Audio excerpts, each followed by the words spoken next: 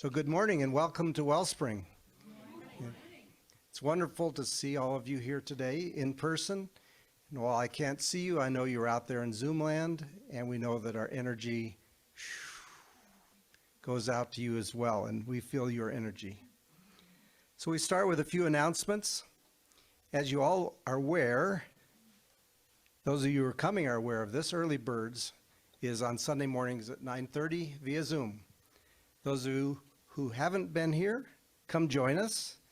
We're always up for a great book and lots of conversation. And we try to make it uplifting and enlightening. Our upcoming speakers in October, of course, today we have Reverend Randy Granger. Next Sunday is Peggy Shin. And then I'll be taking the podium for a couple of Sundays in a row. And October 30th, Vicki will be doing something on the Day of the Dead. Hopefully we'll have a little bit of preview information, so we'll know if we have to participate. We'll know what we need to bring. Our Thursday evening video series is continuing this Thursday at 7 p.m. Right now we're still working with the biofield tuning topic, and we will be moving on to heart math topics in another 3 weeks. Our October social event is on Sunday, October 23rd at 2:30 p.m. This is a healing bowl meditation at True Art of the Earth in Mesilla. There's a sign-up sheet in the social hall, and it is limited to 25 participants. So if you want to come, get your name on the list.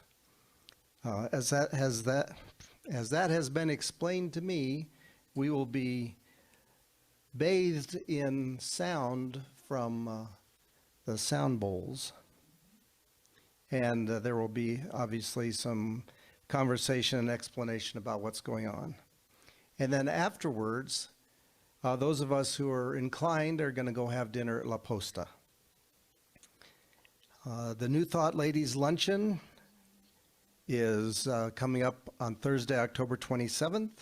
That's going to be staged at CSL, and it starts at 11:30. And lastly, our prayer team remains ready to serve and support you. You may submit a request via our webpage, or we do have some sheets in the back here, and if you fill one out, please give it to me so I can take that with me to prayer team meeting on Tuesdays. We meet virtually over Zoom, 4:15 on Tuesdays, to pray with you. And as we know, prayer knows no boundaries and knows no limits. And as we suggest perhaps that you sit in your quiet space during that time and just enjoy the prayer bath. Now, as we prepare for our invocation,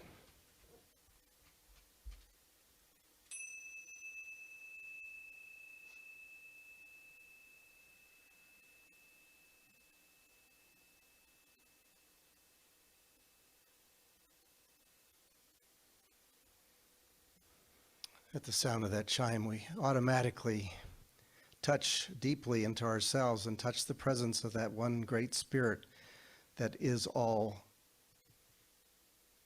animates all, loves all, experiences through each and every one of us, and supports each and every one of us. We also know that that great spirit, as it flows through us, provides us with the same qualities of that oneness. So as we come here today on this first Sunday in October, we feel that oneness and that presence in our being in this sanctuary and reaching out through everyone on Zoom. And so it is. So please stand if you are able, and we will sing our song of joy, which is Open My Eyes.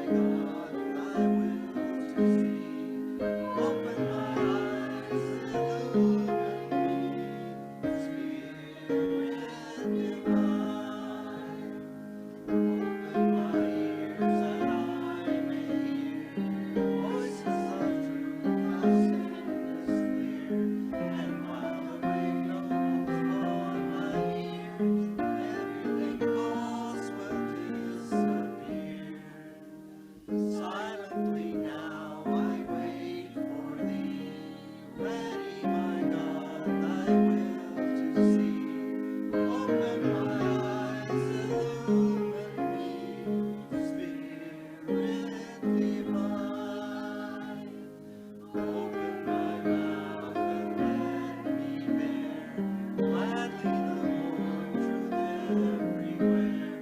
Open my heart and let me prepare what with my children thus to share.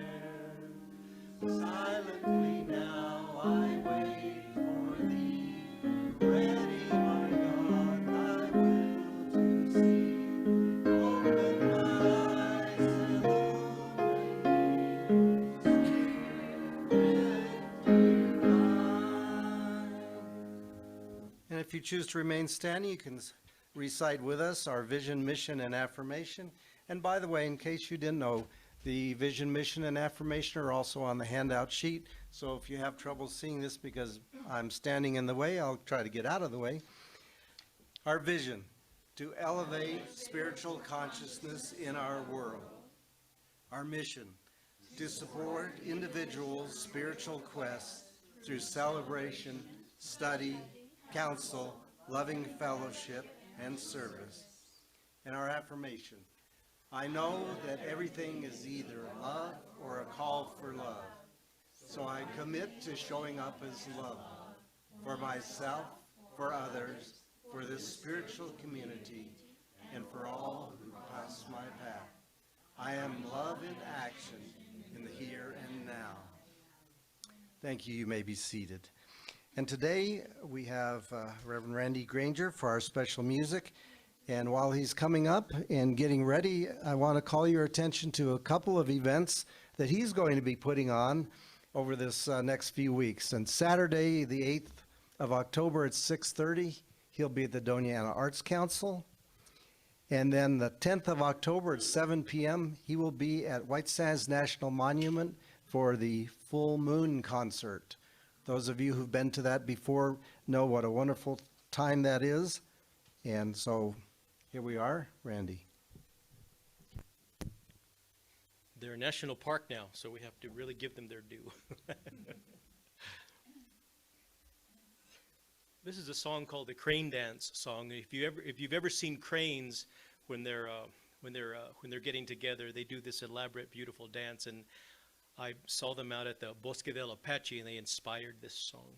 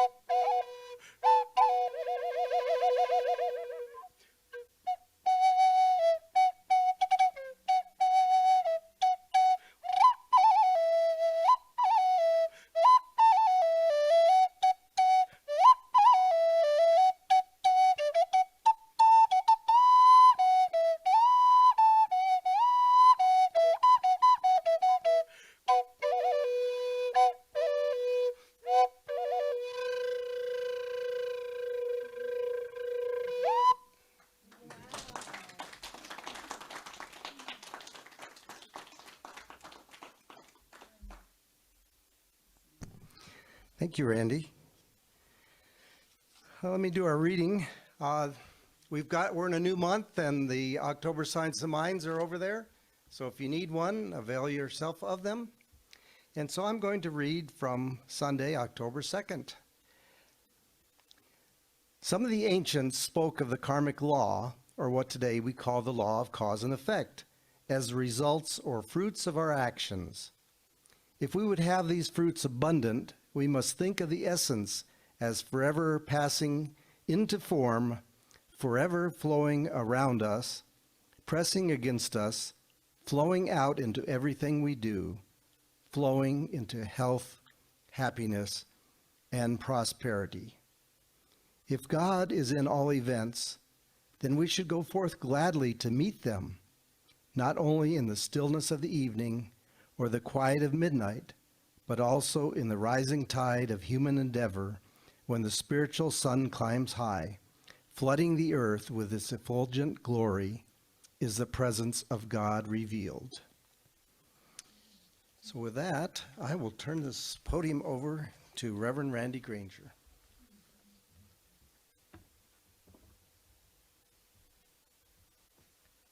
Thank you, Edward, and good morning, everyone.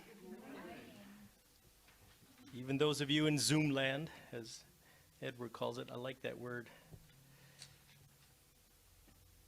Kind of reminds me of that jazz club, Birdland, where Charlie Parker got his start, you know. This morning, I want to talk to you about gratitude. I've been thinking a lot about gratitude. I've gone through some difficult times lately, made some difficult decisions, and yet through all of it, I'm able to try to find gratitude and thread that gratitude through everything, every decision that I make, every time that I have any regret, I'll find some gratitude. When I think about gratitude, well, you know, gratitude, it's more than just an emotion. It's really an attitude of appreciation that radiates and just resonates out, drawing back to us more reasons to be grateful.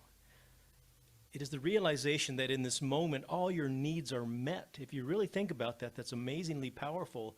In this moment, all of our needs are being met, and that we are divinely supported in everything that we do.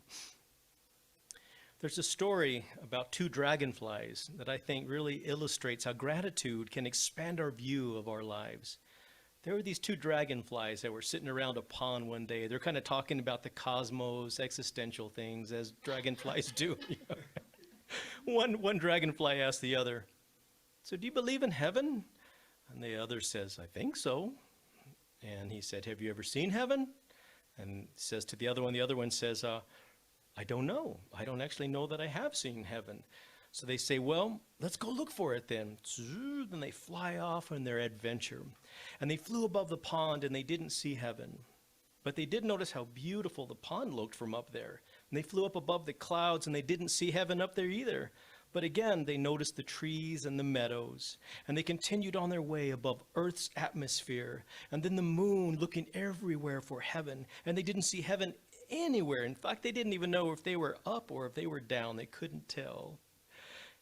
Earth and the stars and the cosmos all looked so beautiful.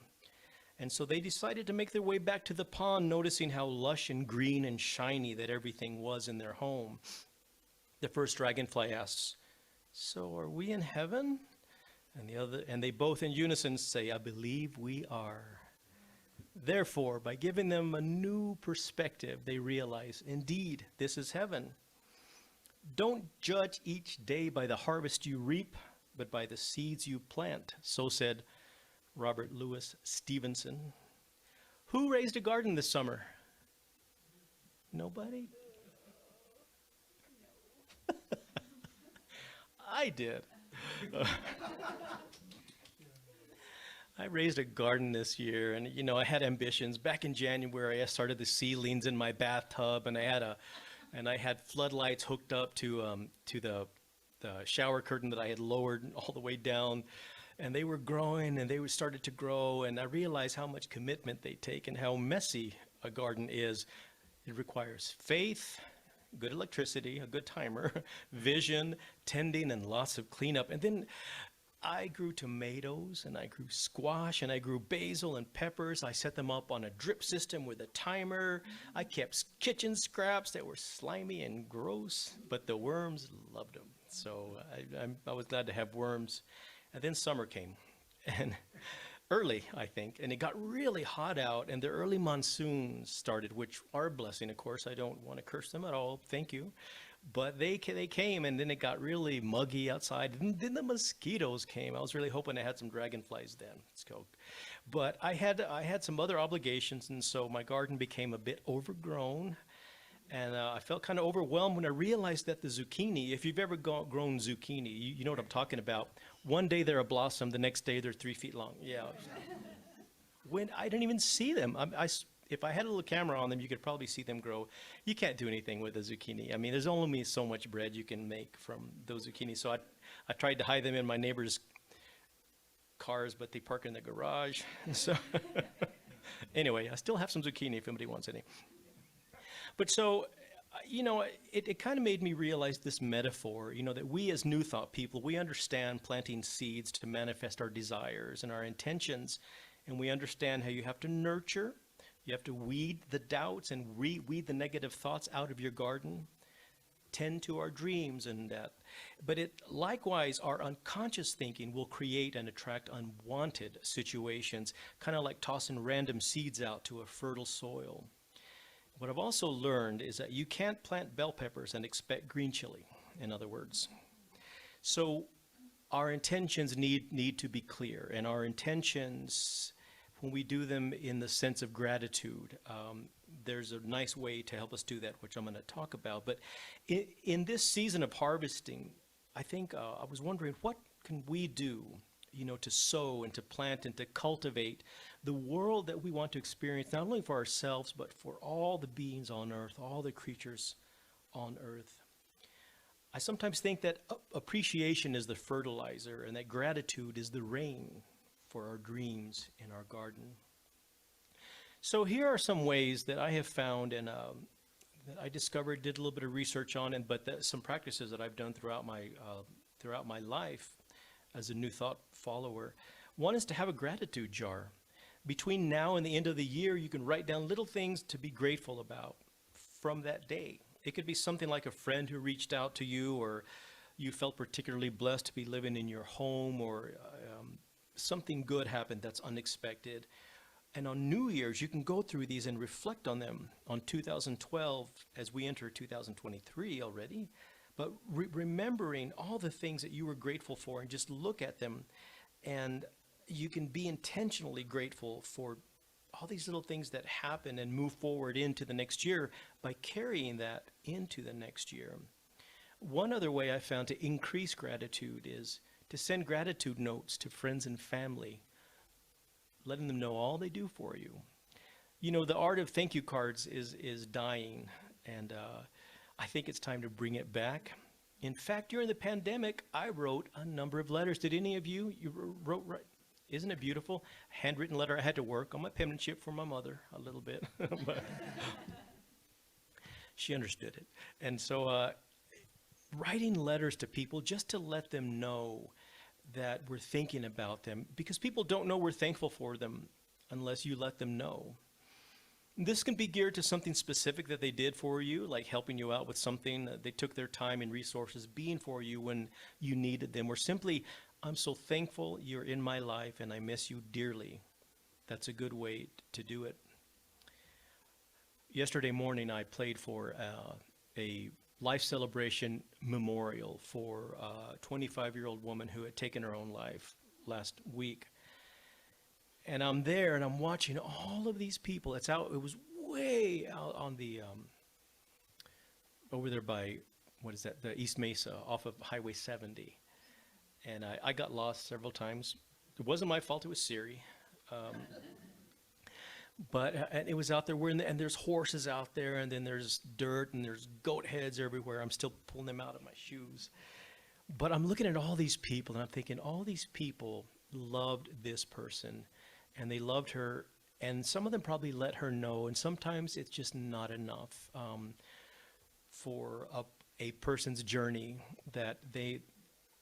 Well, anyway, it was, I guess my point is, we have to let people know now, every single day, I care about you, thank you, I love you, however you can do that. And that's part of that whole gratitude note to people, even just cards, Flo, I still have a bunch of beautiful cards that Flo had given me over the years, and I still use those and send them out. There's my favorite, the ones with the frogs on it, and so And so I send them out to people. One other way to increase your gratitude is by volunteering. And I know probably all of you have volunteered at some point, or maybe still are. It's just a really good way to be thankful for what you have, is to realize that other people maybe not have as much as you do. Pick an organization or a charity that matters to you. Start volunteering. After each time you volunteer, write down how you felt and what you learned from that experience and how you're grateful. How did it increase your gratitude? When the pandemic began, me like Edwin back there, all of our music volunteering at Mesilla Valley Hospice, it just came to a halt. They wouldn't let us in anymore for really good reasons. But it was a blow to my sense of being. I realized how much being of service, my call to service in this lifetime is volunteering my music to people who are in need or who are on their way out, going home. So, but what I did is I found ways to play for people to volunteer. I would play outside of their windows. They would open the window and I would play in the little courtyard through their screens. And I created playlists for the staff to go around with their tablets to play for the patients there. And I was so grateful that I could do that again. But now you can volunteer at food pantries again, and at hospice and elder care. Animal centers always need you. You can go walk dogs. You can teach English. So many ways to connect and be of service to others. Offer to pick up groceries for a neighbor, as I know probably all of you already do, because you're that kind of person. Gratitude rocks, okay? So paint gratitude rocks. Stay with me. During the pandemic, I began seeing these little painted rocks everywhere in my neighborhood in the morning. Did you see them too? Amazing. And so I was like, what are these? These are so great. Some of them had a positive saying on it. Some of them had a peace symbol. Some of them had aliens, little green heads, and butterflies. And they were such a joyous gifts to find. And there was a little note that said, take a rock and leave it somewhere else. So I'd pick one up and I'd put it on someone's mailbox or put it somewhere else. You can write positive notes like saying, I'm so grateful that you're here today. Keep smiling. You are loved. Anything you want. Or just intentionally make something pretty that radiates that sense of gratitude through your choice of colors and patterns. It's just a great way to cultivate a grateful heart through art. The next is to have a daily thank you goal. I say thank you before I get out of bed. I say thank you, for this bed. I'm grateful that I have, the right temperature, that I have electricity, that I have running water and plumbing. And I even say thank you when I drop something like I did recently, toppling over the coffee grounds in the morning. The way I make coffee is really old school. I use a thermos, Stanley thermos, and then one of those things that holds the little filters with the grounds. And the other morning I was doing something and I just watched it in slow motion fly all the grounds onto the counter and onto the floor. And I said, well, thank you. That's just what I wanted to happen. Maybe a touch of sarcasm in there, but but you have to say thank you all the time because it's humbling. It reminds us of our humanness, of our limitations. And so Einstein, he used to say thank you hundreds of times a day. If he's using a pencil on a piece of paper, he would say thank you to the person who created that pencil, who designed it, who manufactured it. He knew in his mind that his success was on the shoulders of everyone else. And I've even found a way to especially say thank you when I go to the store and they have a real checkout instead of the self-checkout. Makes me happy. Studies have shown that practicing what's called casual gratitude or grateful mindfulness, that's another word for it, found that people who wrote down what they're thankful for had a much higher level of well-being than the other two groups who did not. They also reported better sleep. They exercised more. In general, they were more engaged and positive about their lives. Who needs the gym? Just casual gratitude, a natural antidepressant. So Ernest Holmes wrote, he said, the reason that we can make our requests known with thanksgiving is because we know from the beginning that we are to receive, and therefore we cannot help but being thankful. This grateful attitude to the Spirit puts us in a very close touch with power and adds much to the reality of the thing that we are dealing with. The way that Ernest Holmes wrote, it was in the early part of last century, and he was part of that transcendental movement, and they wrote very floridly, and they wrote in ways that to our ears don't always seem to make sense. But basically what he's saying, the reason that we can even request things is because we already know within us that our prayers and our requests and our intentions are already answered. They're already given form even before we speak them, and I really like that. I'm going to end with this neat practice called the lotus of gratitude practice. If you know anything about lotus flowers, they grow out of the mud. That's why they're used for the metaphors so often. They grow out of the muck and the mud, and when the sun shines on them, they open up slowly to more petals being revealed, and on the inside there's even more petals that shine in the sun, delicate and beautiful. Now, the lotus of gratitude practice is a great thing to do in the mornings, or when you're in line somewhere, or when you sit in bed, or right before you go to sleep. Basically, the practice is you close your 5 fingers, you bring them to your heart, or you can do 10, it doesn't matter. You bring them to your heart, and you just start to think on things that you might be thankful for, things that you're appreciating. And as you begin to think on all that's beautiful in your life, it could be having enough money to pay your bills, or retirement, or people, or teachers, or church, or loved ones, unexpected friends, gifts, nature. Every time you do, you open up one finger and you say, I am so thankful. Then you think of something else. I am so thankful. You can say this out loud, or you can say it to yourself. You can do it out here, or you can just keep it close to your heart. I'm just doing this just to demonstrate. And you say, I'm so thankful, and until you've done all 5 fingers, and you say, I am so thankful. So just like the lotus flower, it's opened up to the sun, and then you bring them back to your heart, and you give thanks, and you bring that, absorb that sense of gratitude into that sacred place of the Most High, as it's called, into your heart. Now, when you can feel blessed knowing that you're supported and loved and adored by infinite spirit, and feel the sun and the light of consciousness on your whole being. That's what that practice should instill within you. Because gratitude changes our perception. It changes our posture. It changes our expectancy, and that's a big part of it. When we're grateful, it is easy for us to become expansive and generous and more connected, as opposed to living with a sense of lack or fear. The gratitude is the expansive lotus opening. So I really like that.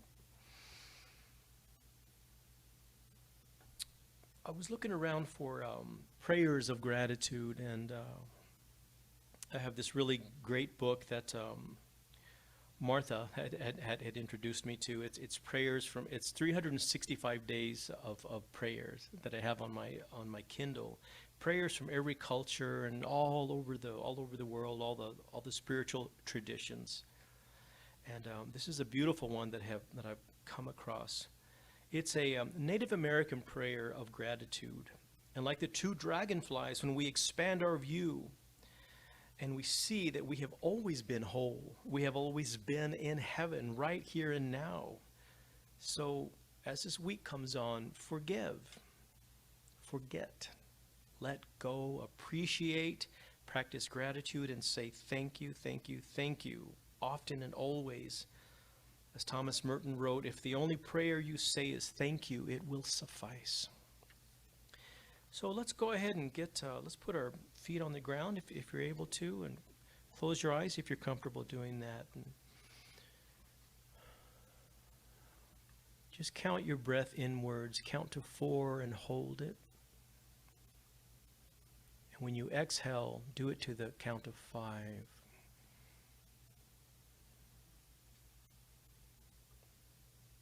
Continue doing that.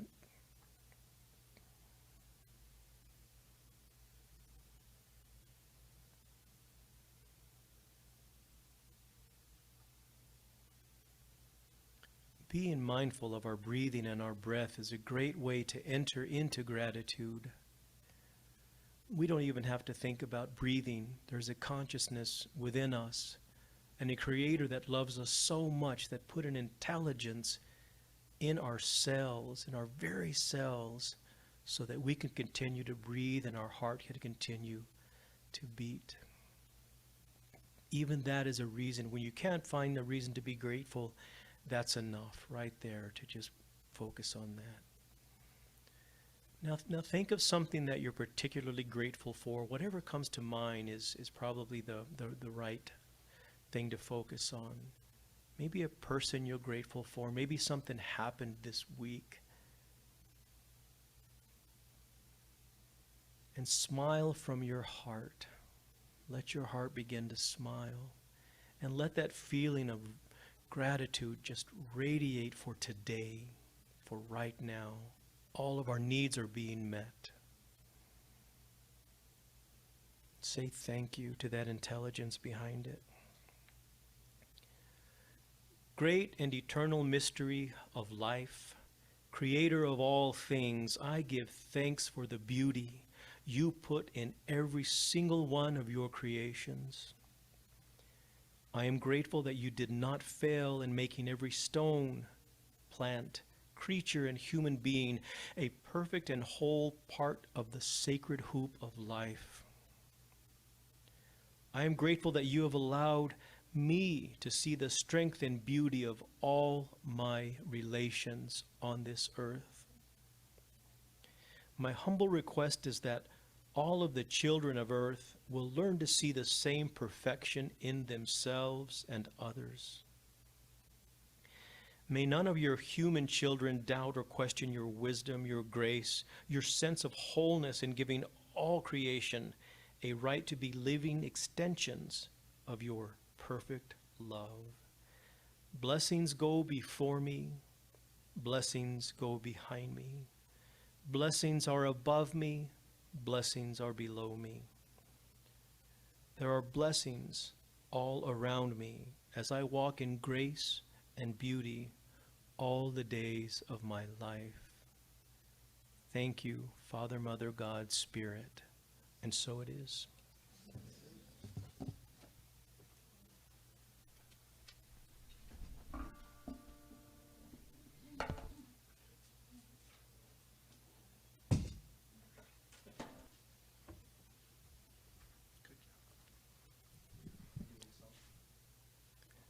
Thank you, Randy.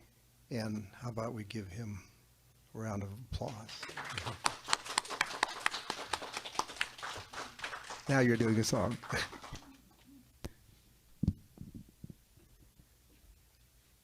So I've been thinking of this song lately, and I know a lot of you people will know it.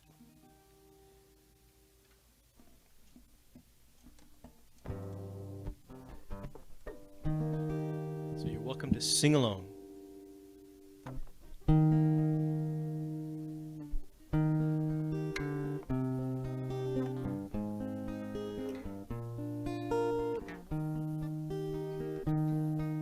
Today, while the blossoms still cling to the vine, I'll taste your strawberries, I'll drink your sweet wine.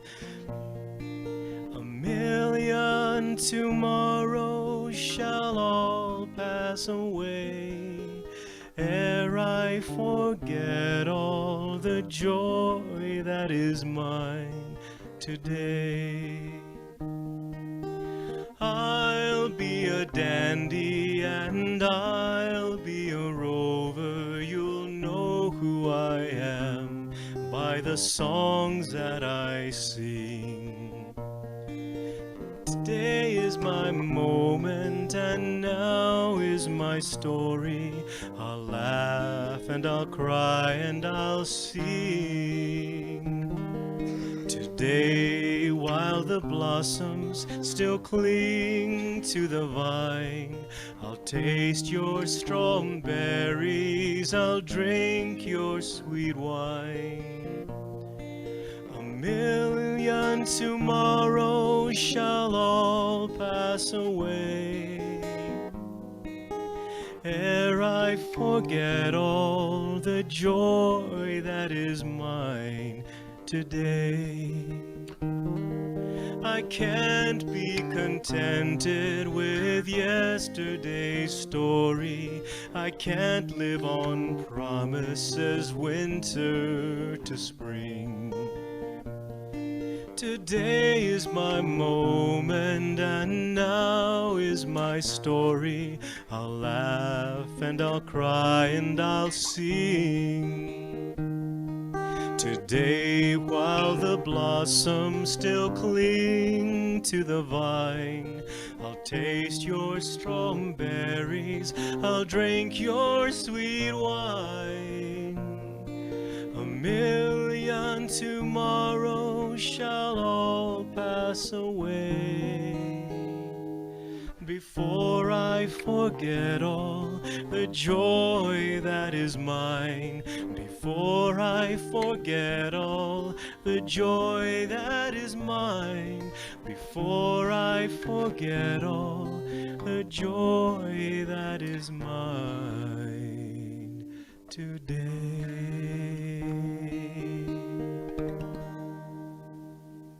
Thank you.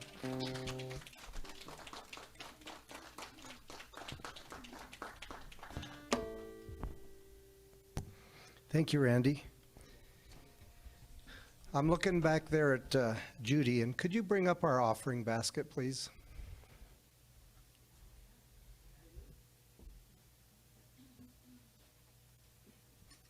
You know, we started having the offering basket at the back of the sanctuary when COVID was here. And one of the parts of the service that I think is always special, and in particular today because our talk on gratitude and so forth, I just think it's important for us to understand and acknowledge that your generosity is what keeps this place going. And so with that, we know folks have been contributing online and so forth, but here we have today's offering. We just give great thanks for this.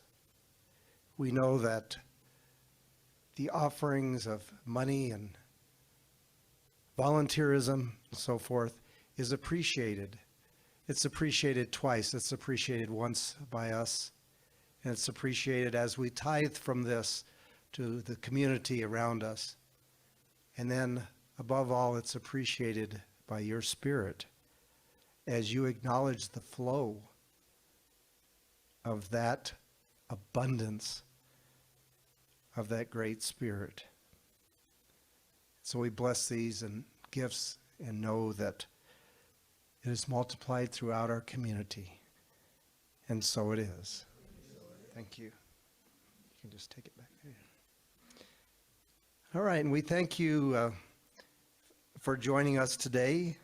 There are a number of folks who have contributed to the production of this service, and we are grateful for their service. And lastly, thank you for joining us today here in person and in Zoom land. And if you choose to stay around, we'll leave the Zoom meeting open for a little while. Otherwise, pop on over to the social hall. We'll have some coffee and some snackies and so forth. So with that, please stand if you're able and read with me the benediction. Again, that's on the sheet of paper if you can't see through my head here, or if you don't have it memorized. Spirit in the midst of us is mighty. Joy, peace, and eternal life are our true nature and flow through us into the world. And so it is. Now,